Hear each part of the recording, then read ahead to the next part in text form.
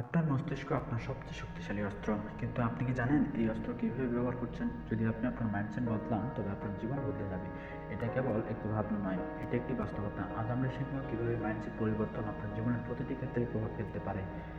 Mindset হলো আপনার বিশ্বাস এবং দৃষ্টিভঙ্গি, যা আপনার প্রতিটি সিদ্ধান্ত এবং কাজকে প্রভাবিত করে। দুটি প্রধান মাইন্ডসেট আছে। ফিক্সড মাইন্ডসেট, এখানে মানুষ বিশ্বাস করে যে তাদের ক্ষমতা এবং প্রতিভা স্থায়ী। যারা ফিক্সড মাইন্ডসেট ধারণ করে তারা চ্যালেঞ্জ এড়িয়ে চলে, তারা ভয়ে থাকে আমি ব্যর্থ হলে কী হবে।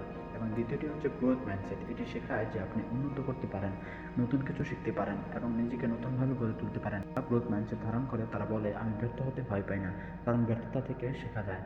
প্রথমে নিজের সেই বিষয়গুলো খুঁজে বের করুন যা আপনাকে থামিয়ে রেখেছে। হয়তো আপনি মনে করেন আমি এটা করতে পারবো না বা আমি কখনো সফল হতে পারবো না। এগুলো মিথ্যে বিশ্বাস। এগুলোকে চ্যালেঞ্জ করুন, বলুন হয়তো আমি এখন পারি না, কিন্তু শেখার মাধ্যমে আমি এটা পারবো। প্রতিদিন সকালে নিজেকে একটি শক্তিশালী বার্তা দিন। বলুন আজ আমি একটি নতুন কিছু শিখব, আজ আমি আরও ভালো হব।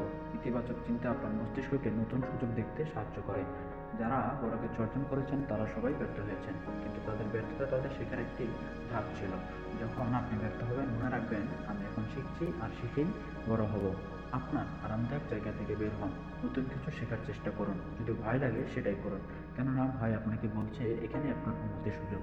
স্টিভ জবস তার প্রথম কোম্পানি থেকে বরখাস্ত হয়েছিলেন, কিন্তু তিনি হাল ছাড়েননি। গ্রোথ মাইন্ডসেট এর মাধ্যমে তিনি ফিরে এসে অ্যাপলকে নতুন উচ্চতায় নিয়ে গিয়েছিলেন। এপিজে আব্দুল কালাম বারবার ব্যর্থ হয়েছেন তার প্রযুক্তি, কিন্তু তার গ্রোথ মাইন্ডসেট তাকে ভারতের মিসাইল ম্যান বানিয়েছে। আজই একটি নতুন সিদ্ধান্ত নিন, এমন কিছু করুন যা আপনি আগে কখনো করেননি। একটি নতুন দক্ষতা শিখুন, নিজের বিশ্বাস পরিবর্তন করুন এবং মনে রাখবেন পরিবর্তন একদিনে আসে না, এটি একটি প্রক্রিয়া। প্রতিদিন একটু একটু করে নিজেকে গড়ে তুলুন।